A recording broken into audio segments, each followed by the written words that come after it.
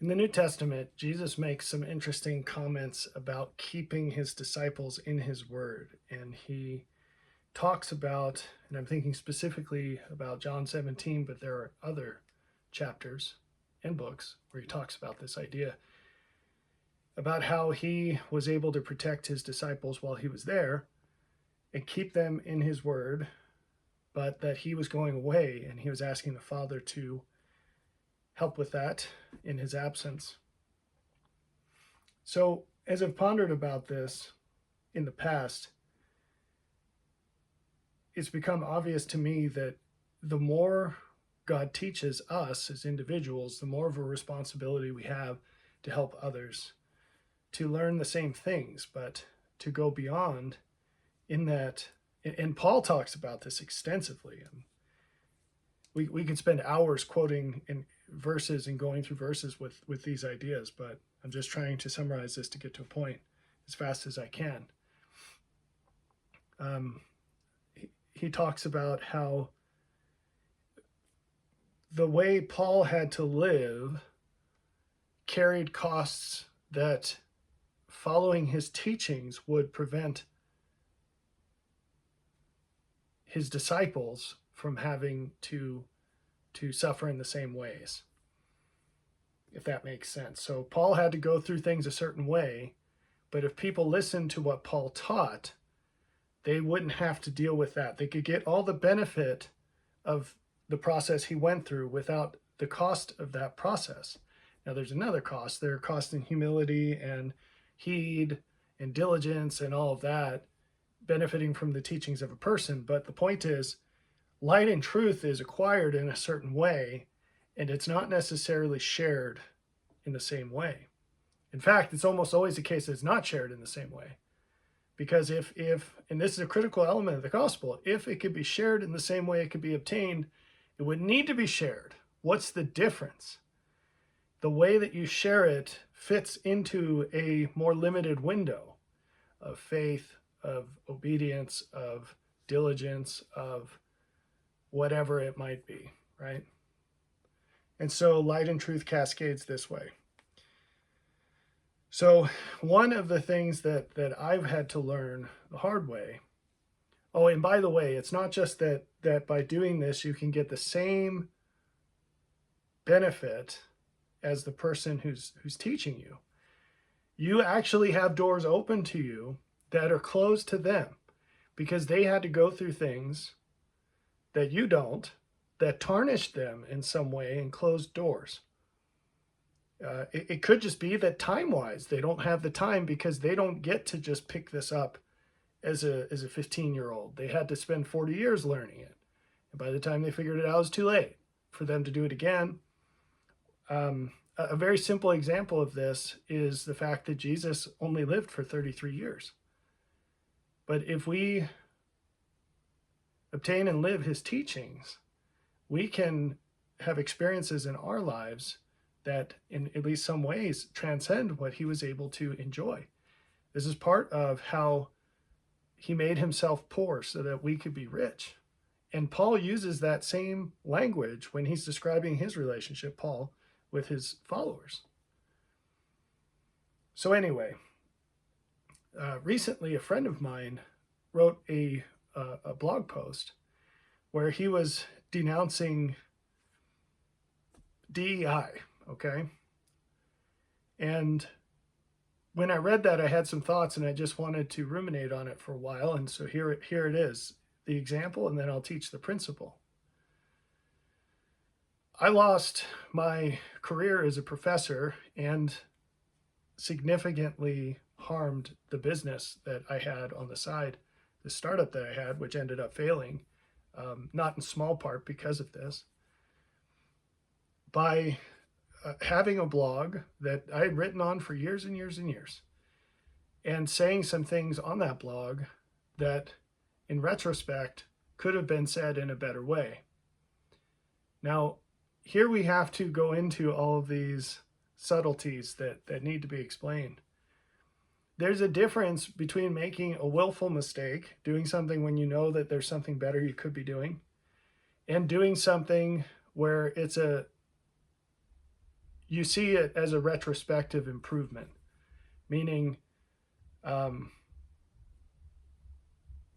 when the university heard about these blog posts, they launched an investigation to see if I had violated my employee agreement. And they, at the conclusion of this, said that I had not done anything wrong, but that with the blog that there were a few posts where, having talked to me about my perspectives, they thought that what I had written did not accurately reflect my actual beliefs. And I was surprised to hear this. And I said, well, could you point out which posts you mean? Because I thought that this person was just kind of making things up. And I thought that they were going to say, oh, well, all of them. But to this person's credit, they sent me a list of 2 to 4 posts specifically, and I don't remember which ones they were, which I read, and I thought, yeah, I actually agree. This is not an accurate reflection of what I believe. And I can see how it's just a very normal thing that someone could read this and get a bit upset, which I don't care, but I do care if they're getting upset about something that I don't actually believe. And we'll get back to this. And so I said, well, thanks for showing that to me. You know what? I didn't write this blog as this public thing that everybody would take as a position paper for every word I wrote. And I wrote it at a time where people were open to just hashing out ideas. And we weren't in this woke invasion. And people weren't making folks an offender for a word and all these other things. And so I'm going to go ahead and take down these posts until I have time to look over them again and make sure they say what I would like them to say. And getting carried away with writing books and making all these videos is a very low priority. And like I said, I wasn't writing the blog posts for these deep position papers. It was just sort of stream of conscience. And that's what they were for. It's just sort of like an online journal. That's what people wrote blogs about back in 2012 or 2010, whenever I started that thing. And so, anyway, I ended up getting canceled anyway, because when nefarious individuals leaked the details of all of this to the school paper, it took off. It went national. I hear that there was a Newsweek article, so that's my claim to fame. I don't know, because I didn't bother looking at any of the articles after the first one, but everyone grossly misrepresented what I had said. There was all sorts of dishonesty going on, and it was very clear from the few reporters I talked to in the beginning that they didn't care. They couldn't care less about the truth. They just wanted to drum up sensation. They wanted to get emotional responses out of people and push their activist agenda and whatnot. Okay, so the one thing I've learned in retrospect is, well, there's a few lessons here. One is never say or do anything that you don't want everybody to know about. Now, this might be a shocker to you. You might consider yourself to be an upright, honest person, and still, you probably say things in a certain way to people, like in private conversations or over text messages or in emails or whatever, face-to-face, that you wouldn't say in the same way if you were out in the public. If this is what's going to get printed on some news article in Newsweek, you probably wouldn't say it the same way. And it's not necessarily because you don't believe that or whatever, or that you're scared what people might think, although there are plenty of people like that. Even if you're not a coward and you're an honest person, you still might want to phrase it in a different way if it's going to be publicized, because you're leaning on common beliefs, common understandings with these other people that you don't have with the general public. You also might struggle to believe that people that you trust and that know that you care very much about them would betray you. and say things, present things in like the worst possible way. But that happens, and it's going to happen increasingly often. And so my advice to you is be cautious in how you say anything and in what you do, even in private. And if you do this, you can get closer to becoming above reproach. Now, again, if you live some double life where you're doing these dastardly things in private and you pretend to be an upstanding person in public, by all means, get rid of the first one, right? But that's not actually who I'm speaking to right now. Although this is public, so if you're in that boat, hey, for sure, come to the light side. It's much better. But what I'm saying is, don't bank on people being trustworthy. Don't bank on people being reasonable. Count on what you're saying to be misconstrued, misrepresented, little sprinkling of lies on top of it, because that's the world we live in. And say things with care enough, and this feeds into my second point, that were you to lose everything because of this, and I did not lose everything because of being canceled, I just lost my career and lots of money. But were you to lose everything over this thing, would you look back and regret it? Would you wish you had said it differently? And that's a high step up from the standard with which most people communicate. Every text you send, you should be okay with someone blasting that on the internet. Any email you send, and this isn't an invitation to do that. It's a dastardly thing to do that. It's really messed up. It's not cool, okay? But you should be more expecting that more than you do. Point number 2. Understand that as the world gets more and more corrupted, the things that we do will increasingly be hills to die on. What do I mean by that? Well, it's the phrase, right? You choose what hill you're going to die on. Here's the thing. You only get to die on one of those, right? Now, in life, in a way, this is a little more complicated, but the general principle fits. So how does this get back to what you say or what you do? Choose what you do and what you say based on if it's the highest value thing you can imagine, which again is an enormous standard upgrade from where people are. We get relaxed and we just we're with friends and we're just like, oh yeah, here's about this thing and that thing and whatever. Or we might spit out this blog post or make a video or something. Choose what's the most important thing to you. And that can be contextual. It's if I make a video about fixing lawnmowers, I don't think that that's the solution to world peace, right? But I think that in the moment I make the video, it's going to help people more than anything else I could do, right? Or if I'm having a conversation with one of my kids and I'm talking about the importance of brushing teeth, for that time and place, that is the most important thing, right? And so this is we've got to merge this all in and figure it out. Because increasingly you will be found an offender for the word.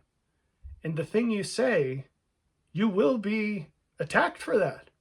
And it's going to take effort and resources. And you might lose things because of it. And it might significantly impair your reach on other things. I spend as a percent, I probably spend more than half of my time in correspondence with new people talking about polygamy. Because they come at me with this and their position is something like, I can't listen to anything else you say because you're on record as having said that you don't think that there's anything wrong with this as far as God sees it. Which isn't true. My on record position is it's an extremely constrained thing, but yeah, I do believe that there's a time and a place where that's the best thing with specific individuals in specific situations. And they lose their minds and they want to debate about it, which is an absolute waste of time because, well, I don't want to get off the rails with this, but it makes me wish I had never ever brought it up. Not because I don't believe what I said, because I do, but because it doesn't matter. And that's part of my position, and why it freaks people out is you come across a guy who's okay with that. Every guy you meet, except me and a few other people who I probably know, they want to compel everybody, and they say this is what it has to be, and it's this draconian authoritarian thing and whatever. It's not my position, right? It doesn't matter. I don't think hardly anybody should be doing this, because when I look around, I can't find a lot of people who do monogamy well, whether they be guys or gals. But it just becomes this thing that dominates the conversation. And there's no point, right? There's no point. So you have to choose the hill that you're going to die on, right? Okay, so I'm going to pause this just to refresh my mind on. Now we get into the third and final point I wanted to make, which is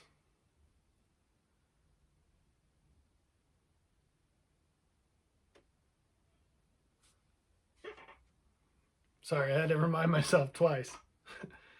Let's go for 3 times. The third thing is the minimum increment of improvement. This will save you from so many traps and pitfalls. The minimum increment of improvement. If you're in any way normal, so the value of this advice decreases the more public you are. If you're a teacher full-time in public like me, then the value of this decreases, because you're constantly talking to a lot of different people on a lot of different topics. But if you're in any way normal, try to recognize when the thing that you want to talk about is not a hill to die on, and be strategic. Be strategic to deal in terms of what's actually going to improve the situation. So writing a position paper on DEI on an obscure blog that is definitely not read by anyone who makes policy decisions on DEI limits the utility of this to people who are normal and are going to be out at work, and maybe what you want to do is encourage them to push back in specific ways, which is great. That's a fantastic message. But what you will say to that end is very different than, here is my authoritative position on DEI, right? And all you're doing in writing something like that is making it easier for someone to fire you someday.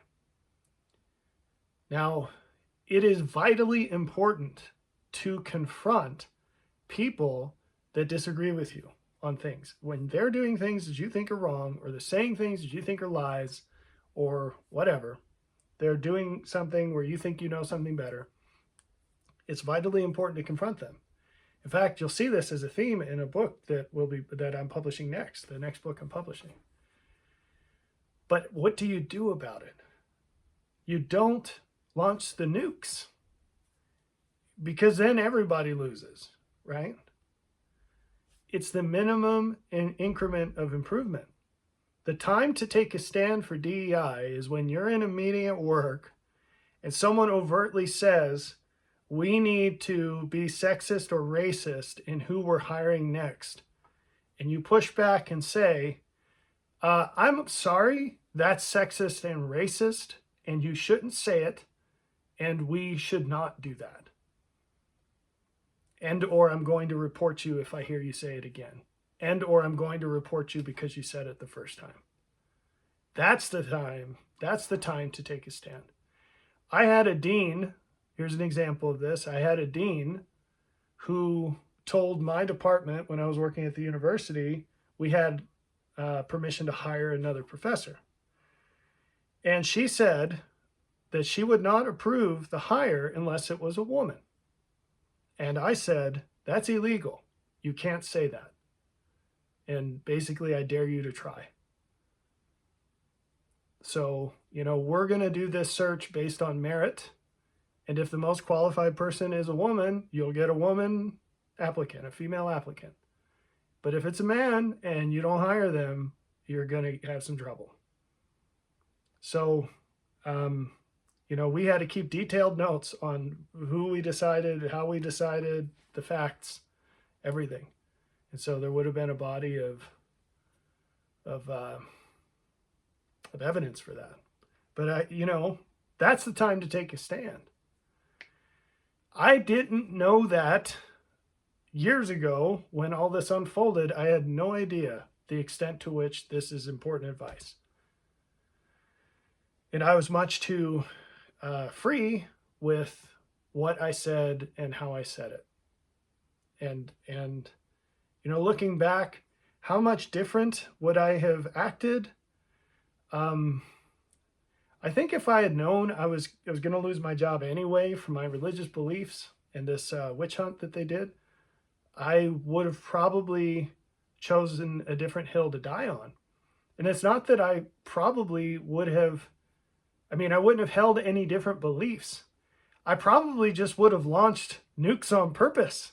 Like, it's comical to think about what my last lecture would have been if I knew it was my last lecture. I was playing by the rules so far as I knew, not making any moral justifications for doing wrong. That's not what I mean, but I had a very thick, bold line between what I do on campus that's part of my job, and I don't bring religion into the classroom because I play by the rules, and that was the agreement. It's not appropriate. Students don't want to go to class hearing religious perspectives, and they shouldn't be subjected to atheist perspectives either. And I'm going to play my part to do what we should all be doing here. If I knew they weren't going to play by the rules, I wouldn't have agreed to play by the rules myself, right?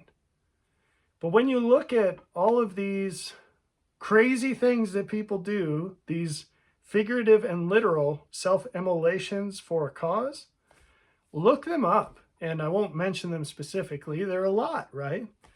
Look them up. When did it ever advance a cause?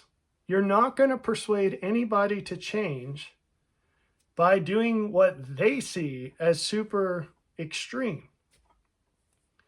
Even cases where we want to pin this to in the scriptures, like look at Stephen getting stoned.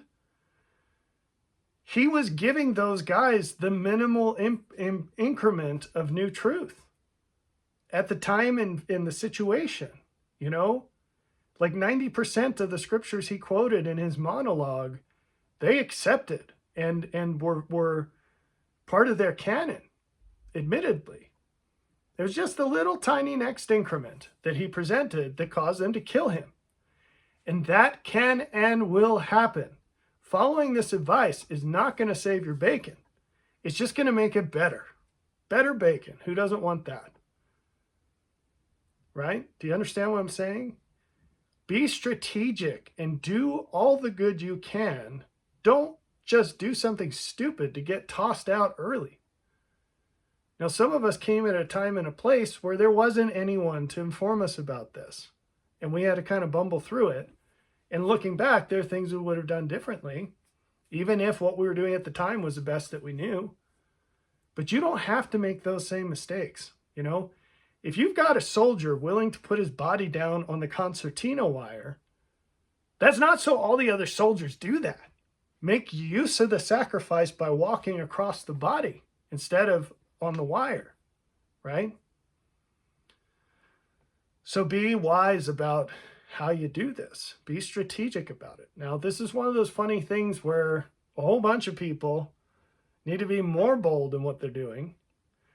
And this tiny segment of people, it's not that they need to be less bold. They need to shift their boldness to where it counts, which, like I said, is in the work meetings or in other things like that, where you're face to face, most likely, but it might be in an email, whatever.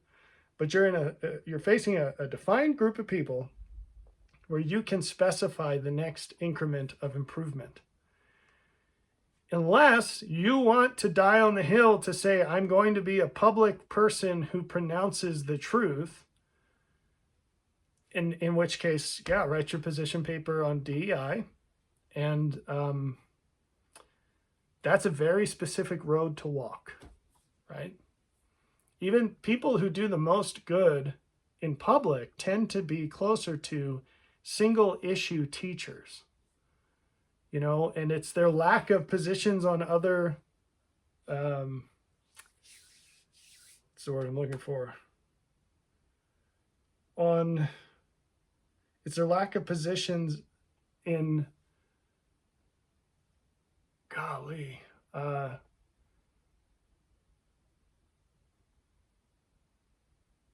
it's not confrontational. That's not the word I'm looking for. It's the lack of, not volatile. The lack of, we'll say unpopular. That's not a good word. But the lack of unpopular positions on other topics that keeps them clean to keep hammering away at that thing. And they become a martyr for one cause, which makes it much less likely they'll be a martyr at all. And that they might actually get some progress made in that thing. And you have to be strategic, right? Not dishonest, not cowardly, but choose the hill you want to die on, and you want to go out intentionally, go after something, right? Anyway, I've drawn on long enough about this. I hope it's helpful.